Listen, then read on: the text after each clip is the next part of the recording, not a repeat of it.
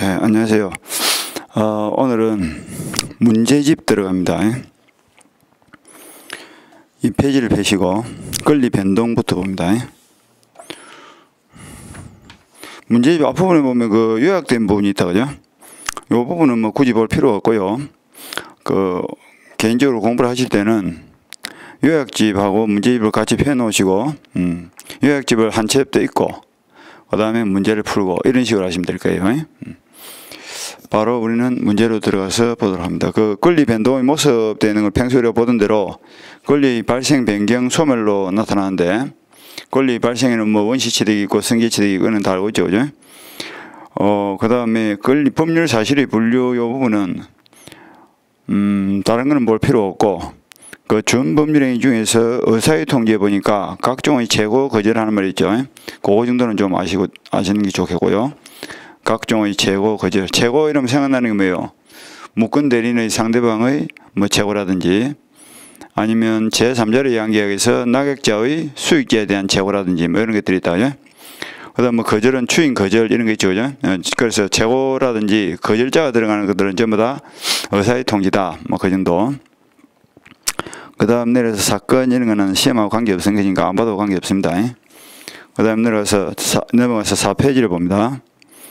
문제를 보니까 원시 취득에 해당하는 것을 바르게 고른 것은 돼 있죠.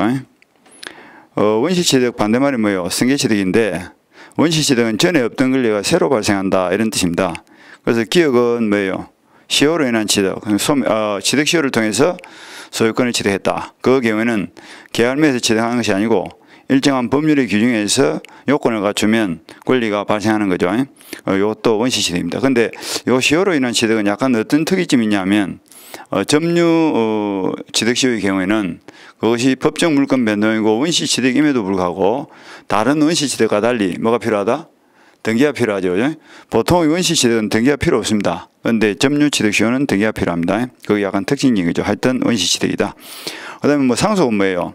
포괄적 승계죠. 승계 취득이고, 그 다음에 유실물 습득도 원시 취득이다. 원시 취득. 그 다음에 저당권의 취득은 이건 설정적 승계죠. 저당권 설정자와 저당권자 사이에 담보 제공 계약을 맺고 설정 행위를 통해서 취득하는 거니까 이건 원시 취득이 아니죠. 설정적 승계고, 매매로 인한 소유권 취득은 특정 승계죠. 그 다음 부화, 본화, 가공 이것도 원시 취득이다. 그죠? 그래서 답은 4번이 되겠죠. 그 다음에 2번 승계 취득에 해당하는 것은 요건 뭐 전세권 취득은 뭐예요? 아까 말한 대로 설정적 승계죠. 저번에 이전적 승계는 권리의 전부를 넘겨주는 것이고, 설정적 승계는 사용수익 처분 중에서 일부를 넘겨주는 거죠. 그래서 사용수익을 넘겨받으면 용익물권이 설정되고, 처분권을 넘겨받으면 담보물권이 설정된다 이렇게 해서 본 거다. 그 다음에 3번의 권리 변동에 관한 설명으로서 틀린 것은 건물의 신축에 줄을 치고, 없던 건물이 지구상에 새로 생겼죠. 무슨 취득? 원시 취득이죠.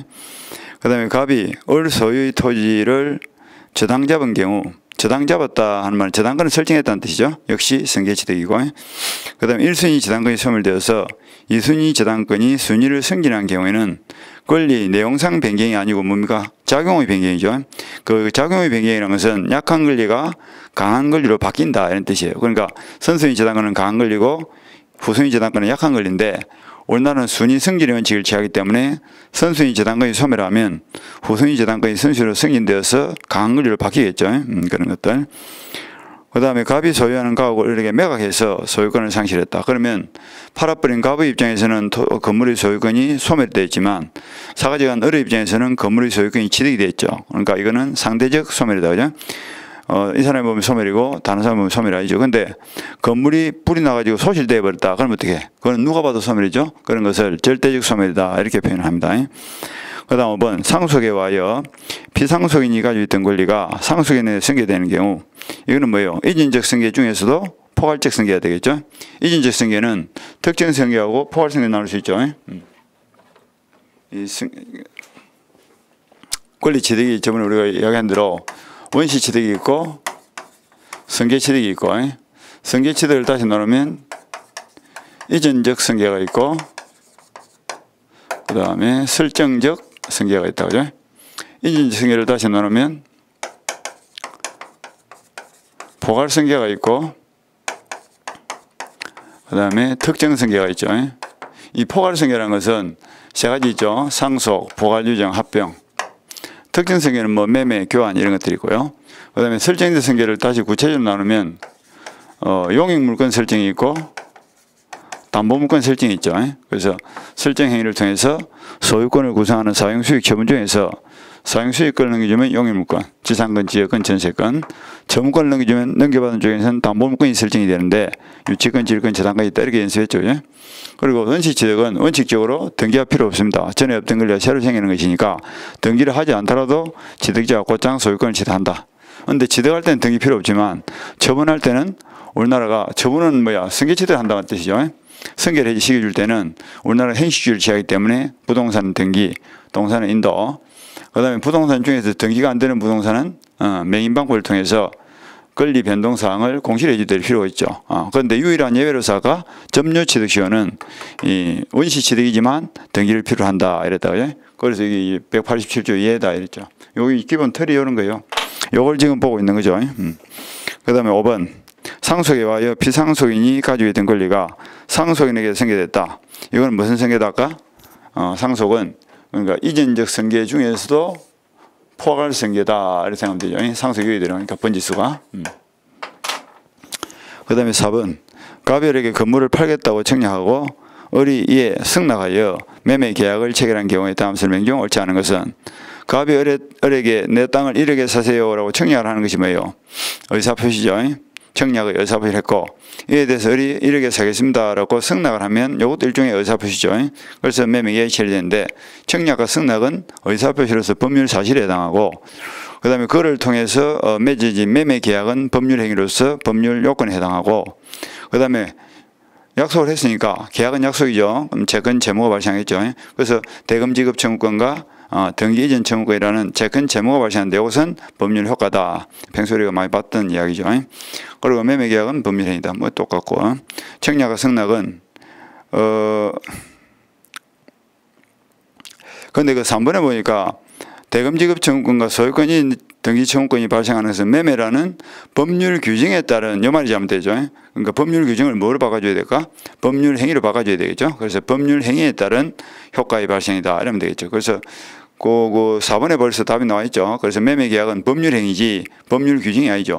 법률 규정은 우리 외운 거 있죠. 187조 공판상경기 이렇게 했다고요. 그거는 법률 규정의 물권 변동이고 그 밖의 이것은 법률 행위로 인한 물권 변동. 매매 계약은 법률 행위죠. 3번이 틀렸네요. 그 다음에 청약 승낙은 법률 행위를 구성하는 법률 요소, 즉 법률 사실이다 이 말이다. 그 다음에 넘어가서 5번을 보니까 갑은 X 부동산을 을에게 매도하고 소유권 이전 등기를 해주었다. 을은 병으로부터 금전을 차용하면서 X 부동산의 병을 위한 저당권을 설정하였다. 이에 관한 설명으로서 옳은 것은 갑이 을에게 부동산을 팔고 그 다음에 을은 병으로부터 금전을 차용하면서 그 부동산을 병에게 저당권을 설정하고 돈을 빌렸었다 이래 되죠. 그래서 이제 갑과 을 사이의 매매 계약은 뭐예요? 법률 행위로서 그는 법률 요건이죠. 법률 요건이고 그로 인해서 발생하는 채권 채무관계 즉 소유권 이전 등기 경우는 권리 변동 즉 법률 효과에 해당한다. 이건 맞는 말이죠. 그 다음에 을이 소유권을 취득한 것은 뭘 통해서? 매매를 통해서 취득했죠. 아까 말한 대로 매매는 무슨 승계? 이전적 승계 중에서 특정 승계에 해당한다. 이래 돼요. 포괄 승계가 틀리죠. 그 다음 병의 저당권 취득은 무슨 승계? 아까 이거는 설정적 승계죠. 저당권을 취득한다는 것은 사용수익 처분 중에서 처분권을 넘겨준다 이 말 아닙니까? 그 다음에 4번 을의 저당권 설정은 준법률행위에 해당한다. 저당권 설정행위는 준법률행위 아니고 그건 법률행위죠. 그 다음에 저당권 설정은 소유권의 질적 변경에 해당하는 것이 아니라 양적 변경에 해당하죠. 저당권을 설정하면 소유권의 양이 줄어들죠. 갑이라는 사람이 토지를 소유하고 있다가 을로부터 1억을 빌리고 자신의 토지에다가 저당권을 설정해 준다. 이 저당권을 설정해 준다는 것은 이 소유권을 구성하고 있는 사용, 수익, 처분 중에서 처분권을 넘겨준다 이런 뜻이거든. 그러니까 소유권의 양이 저당권 설정 전에는 세 가지 구성 분자를 다 가지고 있다가 저당권을 설정하면 한 개를 넘겨주고 소유권은 갑이 그대로 가지고 있더라도 그 소유권의 양이 한 개를 넘겨줘 버리니까 3분의 1로 줄어들었죠.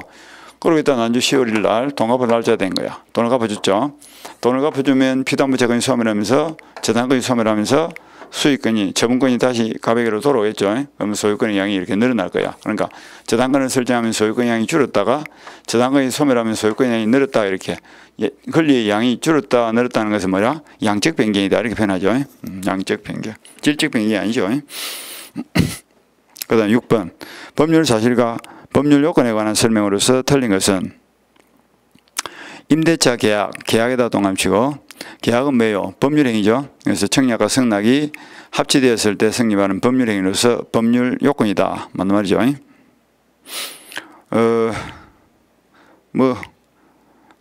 이번에 알지 못한다. 그러니까 모르고 한 거이 뭐예요? 선이죠. 또 법률 사실이고 시간의 경과는 사람의 정신장애와 관계없는 법률 사실이다. 시간의 경과라는 것은 이렇게 보시면 돼. 갑이라는 사람이 원로부터 돈 1억을 빌리고 01년도 3월 1일 날 변제하기로 했습니다. 그런데 10년도 3월 1일 되도록 변제를 하지 않고 있는 거예요. 그럼 이때부터 변제 날짜가 된 때로부터 채권자 을은 변제를 청구를 해야 되는데 채무자에게 변제 요구를 하지 않고 그대로 10년이 경과돼 버리면 어떻게 돼요? 요 돈 받을 권리가 소멸하죠. 이런 것을 우리가 소멸시효다라고 합니다. 그럼 이 소멸시효에서 10년 시간이 경과되는 것은 사람의 정신자금과는 관계없죠.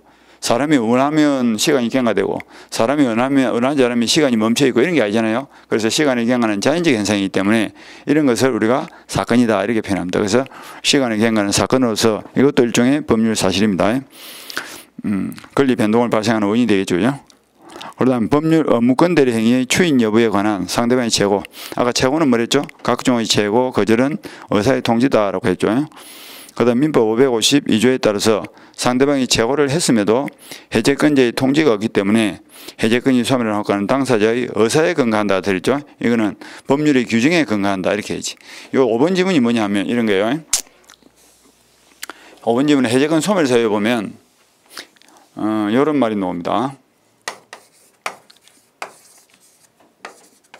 갑의 토지를 을에게 3월 1일 날 팔기로 매매 계약을 체결하고 대금 1억에 5월 1일 날 이행을 하기로 했습니다.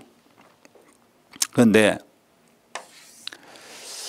갑이 등기 서류를 제공했음에도 불구하고 을이 대금을 지급하지 않는 거예요. 그럼 을이 뭐 하고 있어요? 채무 불이행을 하고 있죠. 그럼 채무 불이행을 하고 있으면 갑은 을을 상대로 뭘 할 수 있다? 일정한 재고 절차를 거친 다음에 해제를 할 수 있죠. 그러니까 매도인에게 지금 해제권이 발생했어. 매수인의 채무 불이행을 이유로 매도인에게 해제권이 발생했는데 해제권이 발생했음에도 불구하고 갑이 해제를 안 하고 있는 거예요. 그러면 상대방 을의 입장에서는 이 계약을 해제당할지 안 당할지 불안정한 상태가 되어 있죠. 해제를 당해버리면 또 다르게 깨끗하게 다른 행동을 할 수 있고 해제를 당하지 않으면 또 그 계약을 토대로 해서 다른 법률행위를 할 수 있을 건데 지금 상대방이 해제권이 발생했음에도 불구하고 해제권을 행사하지 않고 가만히 있더란 말이죠. 이럴 때는 을은 거꾸로 해제권자의 상대방이 해제권자를 상대로 해서 채굴을 하는 거예요. 당신은 해제권이 발생했는데 왜 해제권을 행사하지 않고 있냐? 2주간 기간을 줄 테니까 이건 상당한 기간을 지났는데 꼭 2주가 될 필요는 없고요. 상당한 기간을 정해서 채굴을 했습니다. 그때까지 답을 주세요. 그렇지 않으면 해제를 하지 않는 걸로 알겠습니다. 그럼에도 불구하고 아무런 답이 없는 거예요. 그러면 이때는 을에게 갑에게 발생했던 해제권은 그 상당한 기간이 경과하는 순간 소멸한 것으로 본다. 그런데 이러한 소멸은 당사자의 의사에 의해서 소멸한 것이 아니라 법률에서 규정해놓기를 최고의 절차를 거쳐서 상당한 기간이 지나면 당사자의 의사와 관계없이 해제권 포기를 하지 않더라도 당연히 소멸한 것으로 인정하고 있죠. 이런 것은 법률의 규정에 의한 권리 소멸이지 법률 행위를 통해서 당사자의 권리를 포기해서 해제권이 소멸한 건 아니죠. 당사자의 의사에 근거한다 틀렸습니다. 그 다음에 7번 같은 문제는 뭐 크게 볼 필요가 없을 것 같습니다. 의사표시에 해당하지 하는 것은 모두 몇 개는 가야 되는데 이거는 뭐 시험 적합성이 없고요. 그 다음 8번도 시험 적합성이 없으니까 굳이 볼 필요가 없을 겁니다. 그 다음에 넘어가서 9번도 그렇고 10번도 그렇고 이런 것들은 현재 그 시험 경향하고는 맞지 않는 문제니까 굳이 안 보셔도 돼. 옛날처럼 뭐 암기 행태의 문제가 나올 때는 이런 것들이 나오기도 하긴 했는데 요즘에는 암기 행태의 문제는 거의 나오지 않습니다. 최근에는 주로 보면 판례라든지 이해 위주로 문제가 나오기 때문에 단순 암기 문제는 안 나오니까 굳이 안 보셔도 됩니다. 그리고 이거는 구체적인 시험 범위에 들어가는 내용도 아닌 거죠. 그 다음 넘어서 9페이지를 보면 법률행위가 나와있죠. 이 법률행위에서 대충의 개념만 한번 확인해보고 문제를 풀도록 합시다. 그 법률행위 종류에 보니까 뭐 단독행위, 계약, 합동행위가 있죠. 이거는 무슨 말인 거 아니까 법률행위는 반드시 의사표시가 들어가야 되는데 의사표시는 법률행위를 만드는 필수 불가결의 요소죠. 근데 의사표시 한 개로 만들어지면 그게 뭐예요? 단독행위. 두 개로 만들어지면 계약. 그 다음에 두 개 이상의 의사표시가 동일한 방향으로 만들어지면 그게 합동행위다 이랬죠. 그 합동행위는 그 밑에 표에 보니까 사단법인 설립행위 요 한 개만 알고 있으면 되고, 사단법인은 뭐 주식회사라든지 봉사단체처럼 사람의 집단으로서 법인 설립 등기를 마친 것이 사단법인입니다. 그 다음 그 표에 보니까 단독행위에 상대방 있는 없는 표가 되어 있죠. 그 상대방 X가 거의 중요합니다. 상대방 없는 단독행위는 재단법인 설립행위. 그래서 그 합동행위에 사단법인 설립행위하고 상대방 없는 단독행위에서 재단법인 설립행위하고 이 두 개를 줄을 쳐놨다가 안 헷갈리도록 조심하고요. 그 다음에 유언, 유정, 건립, 포기 이런 것들이 있는데 그 개념이 뭐냐면 단독행위는 일방적으로 하는 거죠. 근데 그 일방적으로 갑이 을에게 일방적으로 의사표시를 하는 것이 단독행위인데 이때 상대방에게 의사표시가 도달되었을 때 효력을 발휘하면 그걸 상대방 있는 단독행위다라고 하고, 일방적으로 의사표시를 했고 상대방에게 의사표시가 도달되기 전에 효력이 발휘하면 그걸 말한다. 상대방 없는 단독행위다 이렇게 표현을 합니다. 그렇게 알고 계시면 되겠죠. 그 다음에 내려가서 채권행위, 물권행위, 이거는 우리가 연목 그림 하면서 연습을 했던 거죠. 그래서 3월 1일 날 계약을 맺은 것이 뭐예요? 채권행위.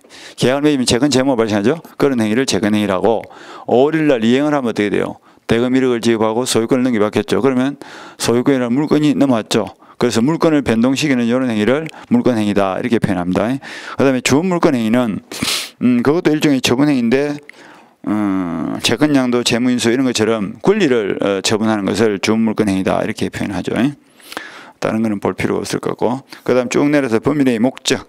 평소에 연습한 대로 첫날 배운 그 표를 머릿속에서 기억을 하시면 되겠죠. 법률행위 목적은 어떻게 정의됩니까? 확정, 가능, 적법, 타당. 그래서 평소에 우리가 연습할 때 법률행위를 만들기 위해서는 당사자, 목적, 의사 표시가 필요한데 제대로 되기 위해서는 당사자는 세 가지 능력을 갖춰야 되고, 그것이 권리 능력, 의사 능력, 행위 능력이죠. 그 다음 목적은 어떻게 정해야 돼요? 확정, 가능, 적법, 타당해야 된다. 그 다음에 의사표시는 합성어죠. 내면적으로 결정된 의사를 외부적으로 표시한다 뭐 이런 뜻인데, 의사표시를 할 때는 항상 의사와 표시가 내면적으로 결정된 의사와 외부적으로 드러난 표시가 일치되도록 해야 돼요. 일치돼야 되고, 그 다음에 의사를 결정하는 과정에서 하자가 없어야 된다 이렇게 생각하면 되겠다. 하자가 없어야 된다. 요 가지가 의사표시 내용이죠. 그죠? 그리고 여기 제대로 되지 않으면 뭐가 돼? 무효가 되든 취소가 되든. 그래서 당사자가 뭐 권리 능력, 의사 능력이 없는 자 행위라면 무효. 그 다음에 행위 능력이 없는 자 행위라면 취소 가능. 그 다음에 목적은 확정 가능, 적법 타당해야 되는데 그렇지 않으면 무효. 그 다음에 의사 표시가 일치되지 않는다든지 의사 결정에 하자가 있는 것도 문제죠. 그래서 일치되지 않는 것이 세 가지. 비진이, 통정, 착오. 그 다음에 의사 표시가 일치된다 할지라도 의사결정에 하자가 있는 것이 뭐예요? 사기, 강박 이랬다 그죠? 그래서 비진이 의사 표시는 원칙은 유효, 상대방이 알았거나 알 수 있을 때 무효, 통정의 표시는 처음부터 무효, 착오는 취소 가능, 사기, 강박도 취소 가능. 그런데 의사 표시와 관련된 무효 취소는 전부 다 상대적 무효 취소. 당사자 목적과 관련된 무효 취소는 절대적 무효 취소. 이것이 이제 첫날 우리가 평소에 배웠던 거죠. 요 내용을 이제부터 보는 거예요. 그래서 목적은 확정되어 있어야 되는데 꼭 계약을 맺을 당시에 확정될 필요는 없고, 적어도 이행기까지만 확정될 수 있는 기준이 갖춰져 있으면 이것도 확정된 계약으로서 본다 이랬다 그죠? 그 다음에 와서 목적의 가능. 가능은 뭐 사회 통념에 따라서 불능 가능을 판단한다 그래 보시면 되고요. 그 다음에 불능의 시기를 놓고 뭐 원시적 불능, 후발적 불능, 존집을 가지고 우리 연습했죠. 그런 것들 보시고. 그 다음 불능의 범위에서 전부 불능, 일부 불능. 그래서 일부 불능의 경우에는 원칙은 전부가 무효가 되는데 뭐 특별하게 분리 가능성이 있다든지 아니면 불능인 부분이 없더라도 범위를 했을 것이다 라고 인정될 때는 일부 무효를 인정한다 했죠. 그런 내용을 이해를 하시면 되고요.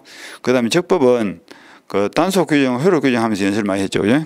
그래서 적법하지 않으면 무효가 되는데 그 법에 어긋나는 행위를 하더라도 단속 규정에 위반되면 처벌은 받을지라도 효력은 준다. 그 다음에 효력 규정에 위반되면 무조건 무효가 된다. 이렇게 연습했다. 그죠? 거기 이제 강행법규의 구분에서 양가로 이번에 그런 말 있죠. 그거 좀 보시고. 그 다음에 넘어서 목적의 사회적 타당성. 이 부분은 매년 시험에서 노는 부분이다 라면서 우리가 열심히 봤던 부분이죠. 그래서 평소에 보던 대로 103조 내용인데 계약의 목적이 타당성이 없다는 것은 103조 선량한 풍속에 어긋나는 행위를 계약의 내용으로 삼았다 이런 뜻이고, 구체적으로 선량한 풍속에 어긋나는 행위는 어떤 것이 있다? 공사, 정윤이 이렇게 해야죠. 그죠? 그 외운 걸 그대로 갖다 이으면 될 거예요. 그 요약집 해놓고 같이 보시고. 그래서 판례가 쭉 나올 겁니다. 문제를 풀면서 그걸 보시면 되고. 그리고 이중매매가 그 참고에 나와 있는데 이것도 요약집에 보면 상세하게 나와 있죠. 그래서 갑이 을에게 토지를 팔고 대금은 지급받았는데 아직 등기를 안 넘겨준 상태에서 다시 매매 계약을 맺고 병에게 팔고, 등기는 병에게로 먼저 넘겨줘 버렸다. 요걸 제1매매라고 하고 요걸 제2매매다 하죠. 그 문제는 제2매매 계약에 대해서 효력을 줄 거냐 하는 건데, 계약자의 원칙상 자신의 물건을 몇 번을 계약을 맺든, 계약을 뭐 2번을 맺든 10번을 맺든 이거는 뭐 자유롭게 인정이 되는 거예요. 그래서 매매 계약이 무효가 되는 것도 아니고, 그래서 유효인 계약에서 등기를 먼저 넘겨받은 사람이 우리나라 행시주의를 취하는 까닭에 공시방법을 먼저 취하는 사람이 소유권을 취득하는 건 당연한 거죠.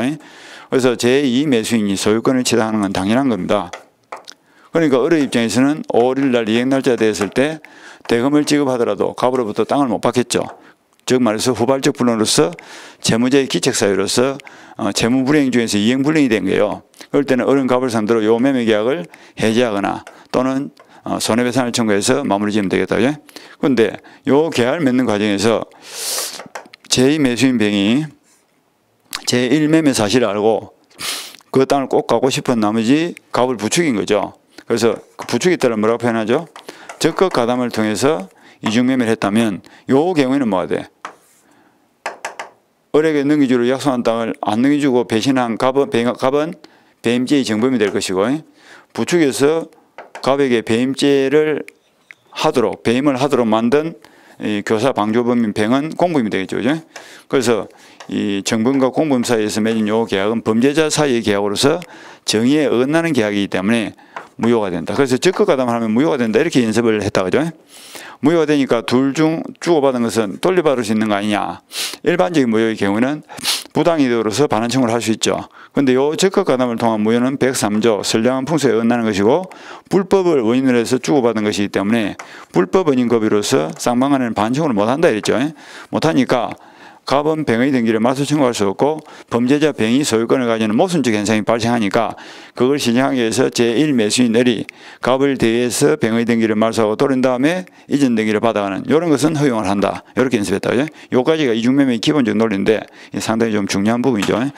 요약집을 다시 한번 더 꼼꼼히 보시고 자, 이제 그다음 넘어갑니다.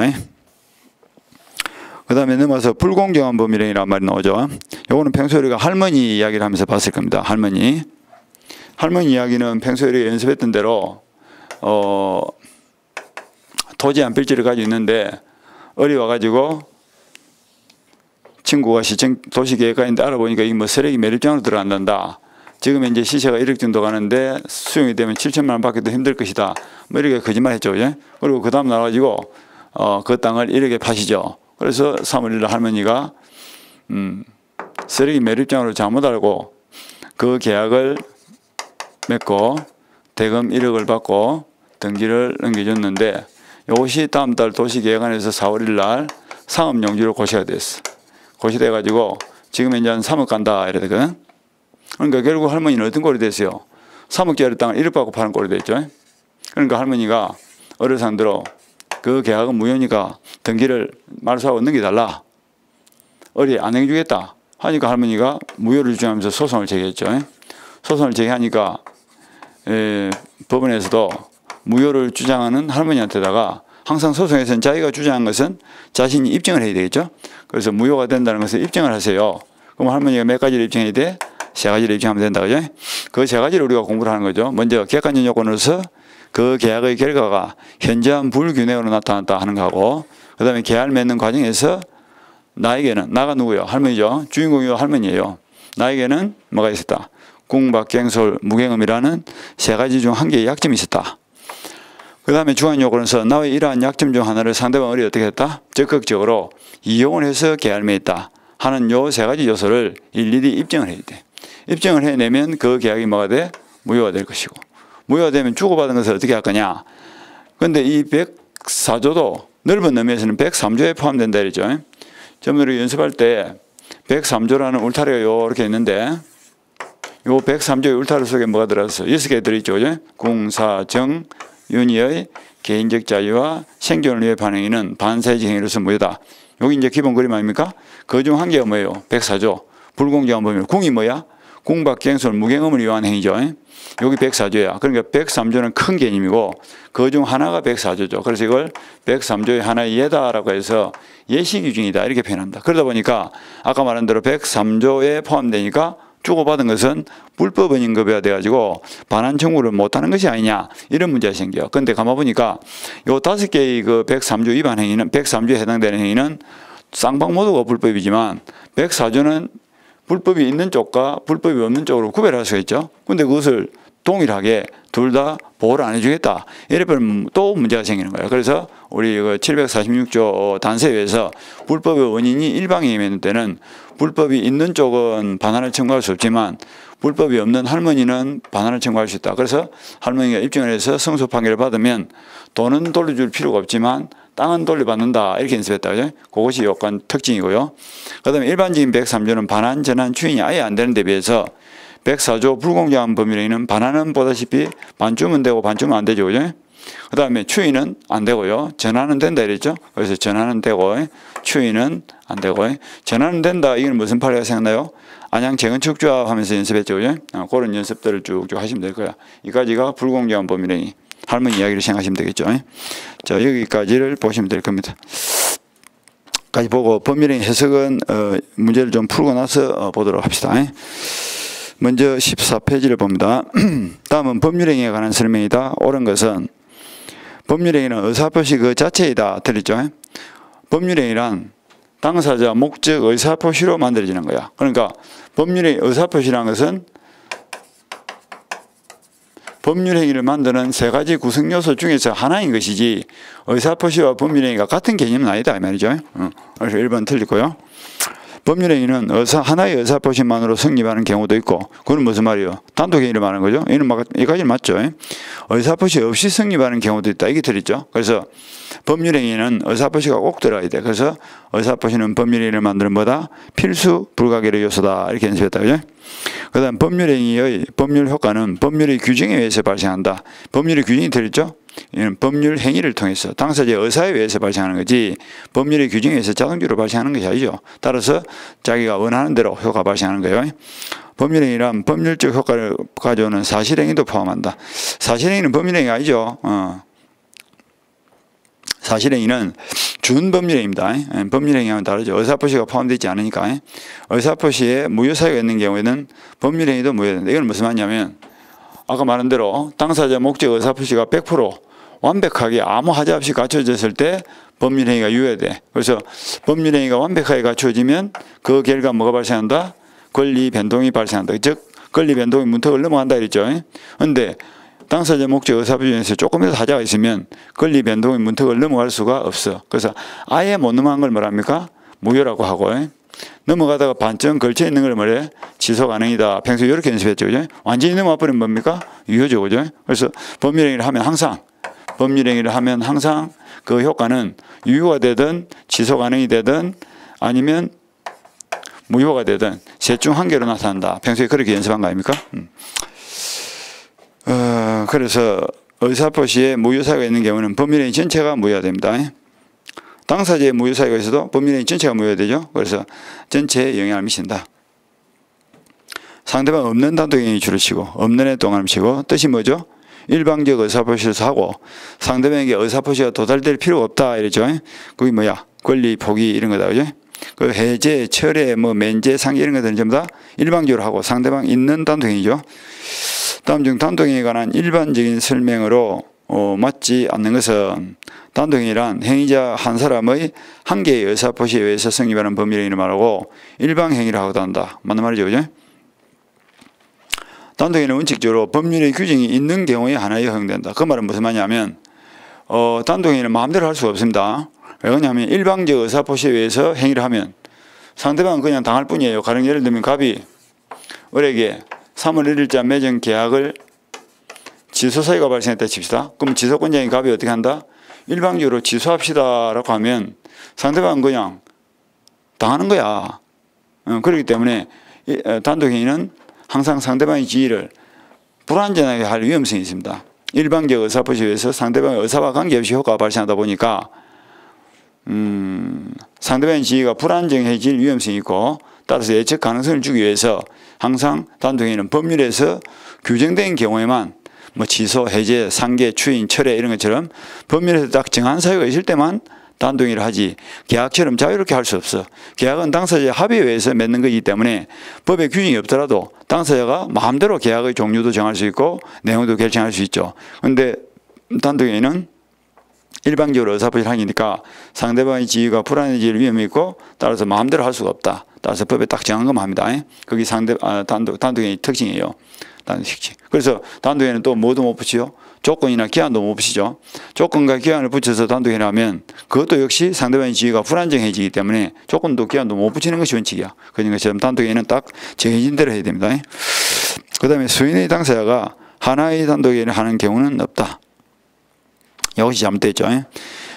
수인의 당사자가 하나의 단독행위를 하는 경우도 있습니다. 이것이 뭐냐면 재단법인 설립행위입니다.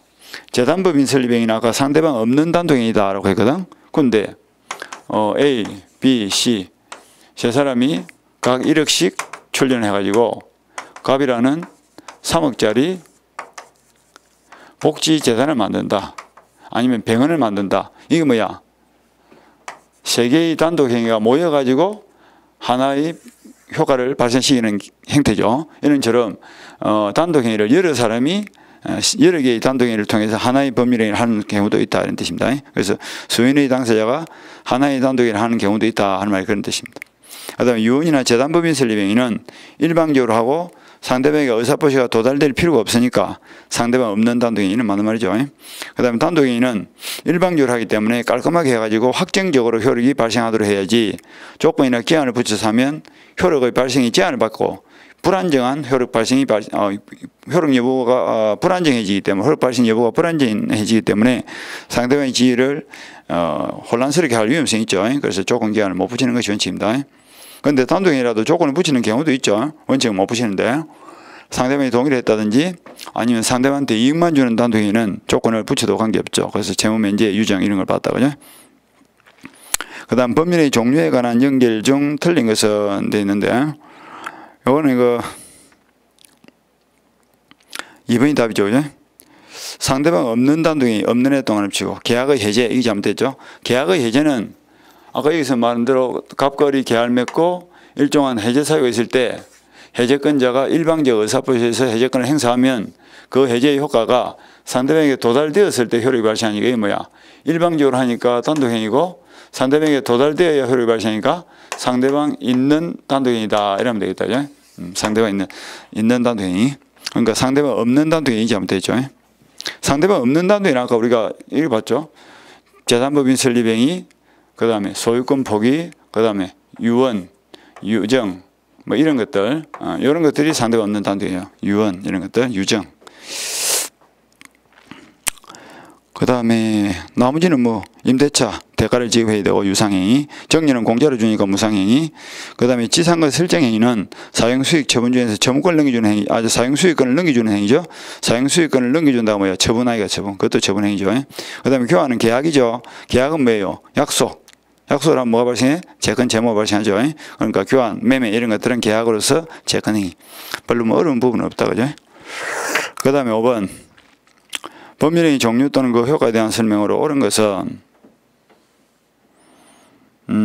채권자는 단독으로 재물을 면제할 수 없다. 틀리죠? 재무 면제는 상대방 있는 단독행위입니다. 자신의 권리를 포기하는 거기 때문에 일방적으로 할 수 있죠. 그 다음에 3번의 주물권행위는 주물권행위도 그 처분행위입니다. 일종의 채권양도 재무인수 이런 것처럼 따라서 이 행위 문제를 남기지 않는다. 따라서 물권행위와 비슷한 처분행위에 해당한다. 이래야 되겠죠. 방식을 갖추지 않은 요식행위는 원시적 불능으로서 무효다 되는데 방식을 갖추지 않은 요식행위는 성립 자체가 안 되는 것으로서 불성립이 되는 것이지 무효가 되는 건 아니겠죠. 그 다음에 출련행위는 모두 유상행위다 됐는데 출련행위는 뭐 자기 출련에 대해서 상대로부터 대가적 출련을 받는 유상행위도 있고 대가적 출련이 없는 무상행위도 있습니다. 그러니까 아까 정려 같은 경우에는 뭐라? 내가 을이라는 재단법인에다가 1억을 기부를 한다. 그러면 나는 출련을 통해서 내 재산이 감소되어 있지만 을의 재산은 증가되어 있고 일방적으로 주고 받는 것이 아무것도 없죠. 이렇게 출련을 하고 대가를 안 받는 출련행위도 있고, 그 다음 뭐 매매 같은 경우에는 내가 땅을 넘겨주고 대가로 뭘 받습니까? 뭐 돈을 받는 경우도 있고 아니면 무슨 서비스를 받는 경우도 있고, 이렇게 대가성이 있는 출련행위도 있고 대가성이 없는 출련행위도 있다. 이렇게 보면 되겠죠. 그래서 출련행위가 모두 유상행위인 건 아닙니다. 그래서 이건 답이 2번이죠. 처분권 없는 자의 물권행위는 무효다 되는데, 물권행위는 그 자체가 처분행위이기 때문에 반드시 처분권이 있어야 됩니다. 평소에 연못 그림 연습할 때 맨날 연습했던 것이 채권행위는 의무 부담행위로서 처분행위가 아니기 때문에 처분권이 필요 없다. 그래서 남은 땅을 사고 파는 계약도 된다. 이렇게 연습했죠.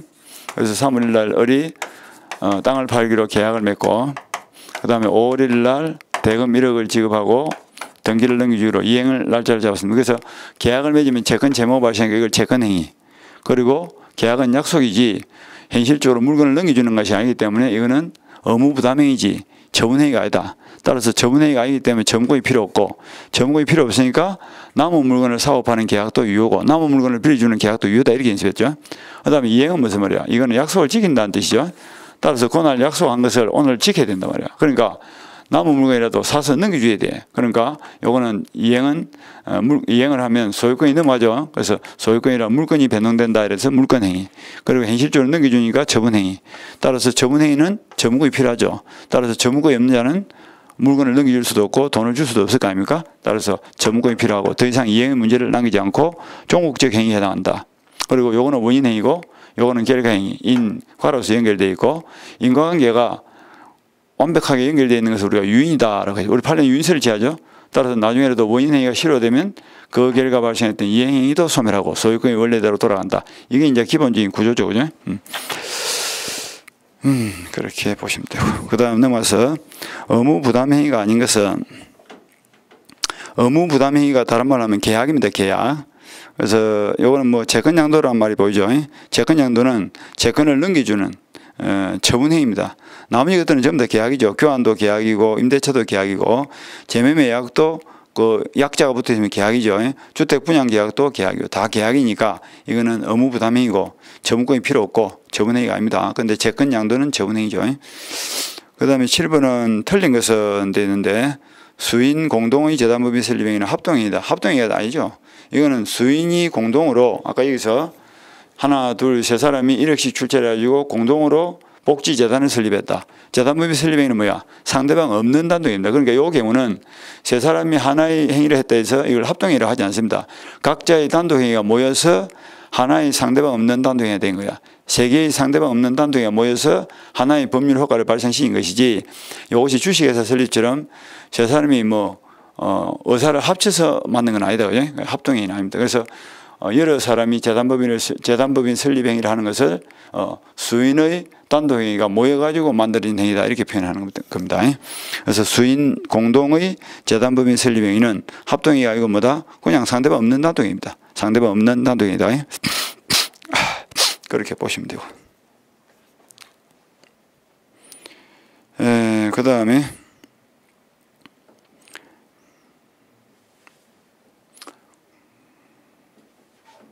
8번 한번 볼까요? 법률행위에 관한 설명으로서 옳은 것을 모두 고르면 매매계약을 대리함에 있어서 대리권의 존재는 특별 효력 요건 줄을 치고, 거꾸로 한번 생각해 볼까? 대리권의 존재를 가로로 묶고요. 갑의 토지를 을이 대리인 자격으로 상대방 변가 3월 1일 날 매매 계약을 체결했다 칩시다. 그런데 나중에 밝혀진 바에 하면 을에게는 대리권이 없는 것으로 밝혀졌습니다. 이게 무슨 말이에요? 무권 대리인이 상대방과 범위를 행위했다 이 말이죠. 그럼 그 무권 대리 행위는 효력을 줘야 안 줘요? 유동적 무효니까 효력이 없다는 뜻이죠. 근데 만약에 을에게 대리권이 있었다면 어떻게 될까? 요거는 유효한 대리 행위로서 본인한테 효력을 발생시키겠죠. 유효가 될 거예요. 그러니까 대리 행위에서 대리권이 있고 없고에 따라서 계약의 결과가 유효 무효로 달라지죠. 그러니까 대리권이 있고 없고는 대리행위에서 특별하게 필요한 효력 요건이다. 효력 발생에 관련된 요건이다. 말이죠. 교환은 뭐 분류식이니까 볼 필요 없고요. 저당권 설정 계약은 금전 소비대차 계약의 종된 계약이다. 이래 되겠죠. 금전 소비대차 계약은 그다 줄을 치고 금전 소비대차 계약 밑줄 치고 그 밑에 피담보 채권 적고 주 이렇게 적습니다. 평소에 연습한 대로 돈을 빌리는 계약이 금전 소비대차 계약이죠. 그래서 돈을 빌려줬다. 그럼 1억을 빌려줬죠. 그럼 요 1억이 뭐야? 피담보 채권. 그 다음에 1억을 변제받을 목적으로 토지에 저당권을 설정하는 것이 뭐야? 담보 설정행위죠. 이건 종. 담보는 종. 피담보 채권 주죠. 그래서 저당권 설정은 종된 계약이다. 이랬지. 그 다음에 추심을 위한 채권 양도는 민법학상 신탁행위다. 뭐 신탁이란 것은 권리를 넘겨주는데 범위를 정해서 정해진 범위 내에서만 행위를 할 수 있도록 권리를 행사할 수 있도록 정해서 권리를 넘겨주는 것을 신탁행위다라고 합니다. 그래서 추심을 위한 채권 양도는 신탁행위에 속하죠. 추심이 무슨 말이에요? 추심이란 것은 돈 받는다 이렇게 생각하시면 돼요. 전부대 보면 떼인 돈 받아드립니다 이런 말이 보이죠. 그게 이제 채권 추심을 해주겠다는 뜻이거든. 그러니까 갑이 예를 들면 을로부터 1억을 빌렸어. 3월 1일 날 소비대차 계약을 맺고 5월 1일 날 변제를 하기로 했는데 돈을 안 갚아주는 거야. 그래서 이제 채권자가 채무자한테 돈 갚아라 하니까 채무자가 뭐 뺀질뺀질하게 도망만 다니고 자기는 뭐 고급 승용차에 호의호식하고 살면서 돈을 안 갚는 거야. 을의 입장에서는 갑이 분명히 돈이 있는데 안 갖고 있으니까 밉죠. 그래서 채권 추심을 전문으로 하는 A를 찾아가서 위탁을 합니다. 위임을 하기를 내 대신 돈 좀 받아주세요. 부탁을 하는 거야. 돈 받는 걸 추심이라 합니다. 그러니까 이제 A가 말합니까? 그럼 나한테 채권을, 요 1억 채권을 나한테 일단 넘겨주세요. 그럼 내가 돈을 받아 드릴 테니까 그중 뭐 10%를 주세요. 20%를 주세요. 이렇게 하겠죠. 그죠? 그래서 을이 채권 추심을 목적으로 그 1억 채권을 양도를 하는 거야. 근데 이 양도는 완전히 을이 A에게 채권 전부를 넘겨주는 게 아니고 돈 받는 용도로만 사용하세요 하는 의미에서 채권을 넘겨주겠죠. 그죠? 넘겨주면 A가 이제 갑을 찾아가서 내가 을로부터 채권을 양도받아서 내가 채권자니까 돈을 주세요.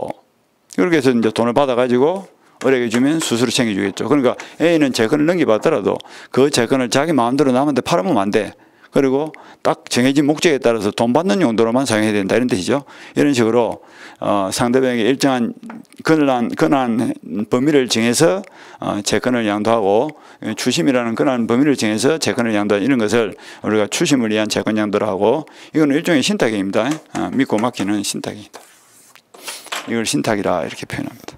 그 다음에 9번 법률행위 요건에 관한 설명이다. 틀린 것은 뭐 1번은 평소에 많이 받은 거죠. 당사자 목적 의사표시는 일반적 성립 요건이다. 혼인에 있어서 혼인신고, 유언에 있어서 일정한 방식은 특별 효력 요건이다. 틀렸죠. 특별 성립 요건이다. 이렇게 해야지. 혼인신고를 하면 혼인 성립 안 되고 유언도 요식행위 때문에 일정한 방식을 구별하지 못하면 유언 자체가 성립되지 않는 거지 효력 여부와는 관계없죠. 그 다음에 법률행위 목적은 확정 가능 적법 타당행위 되고 그렇지 않으면 효력이 발생하지 않겠죠. 그래서 이거는 일반적 효력 요건이고 그 다음 법률행위 성립 요건은 효력을 주장한 자 증명하고 주장하는 효력이 유효다라고 주장하는 자가 법률행위가 제대로 성립됐다는 것을 입증하면 자동적으로 효력은 발생하는 걸로 추정되기 때문에 효력 요건에 하자가 있다는 것은 효력 발생을 저지하고자 하는 자, 즉 무효를 주장한 자가 효력 요건이 하자가 있다, 즉 부존재를 증명해야 되겠죠. 그 다음에 기한부 조건부 법률행위는 특별 효력 요건이다. 그러니까 이번 시험에 합격하면 자동차를 한 개 사주겠다. 조건을 붙여서 정리의 계약을 맺죠. 그런데 시험에 떨어져 버리면 뭐 효력이 발생하지 않을 거고 시험에 합격하면 뭐야? 그때부터 효력이 발생하겠죠. 이런 식으로 조건을 붙인 법률행위는 정지를 시켜놨다가 조건이 생기면 그때부터 효력이 발생한다. 이런 식으로 효력에 관련된 거죠. 그래서 조건이나 기한은 효력을 제한하는 거기 때문에 특별 효력 요건이다. 9번 정도는 한번 보시고 그 다음에 넘어가서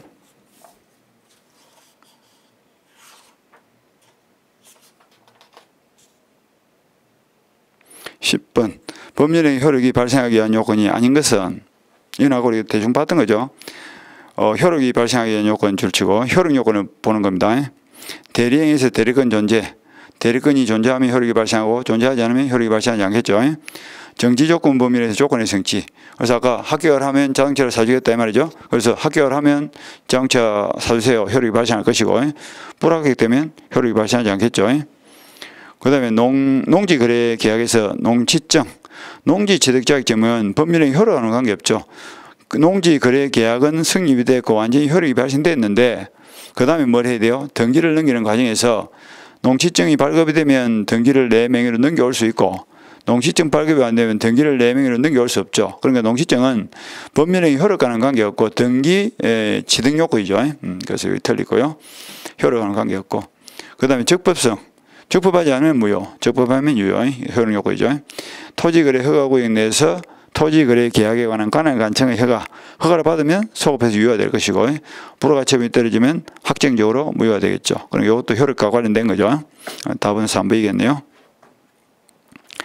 그 다음에 11번에서 원시적 불능인 것은 되는데 공용 수용된 토지를 수용당한 자로부터 매수한 경우 공용 수용된 토지는 매수를 하더라도 취득이 돼야 안 돼요. 국가가 이미 소유권을 가져버렸다. 도로부지로 소유권을 가져버렸죠.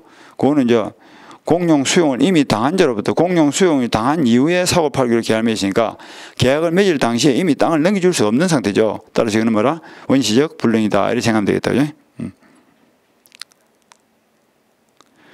이번은 뭐 공연 계약을 맺고 나서 가수가 사망하는 바람에 공연을 못하게 되니까 후발적 불능이죠. 노래 부르는 것 자체가 안 되니까. 그 다음에 저당권 설정된 토지를 매수하였으나 저당권이 실행되어서 제3자가 토지의 소유권을 취득한 경우 요거는 뭐 원시적 불능이라고 볼 수 없죠. 그죠? 이것도 후발적 불능이죠. 그 다음에 가압류된 건물에 대해서 매매 결체를 했으나 강제히 매매되는 바람에 소유권을 제3자가 소유권을 취득해버렸다. 이것도 후발적 불능이고 임대차 계약을 체결한 후에 방화로 목적물이 전소되는 바람에 그 집에 들어가서 살 수가 없다. 그것도 후발적 불능이죠.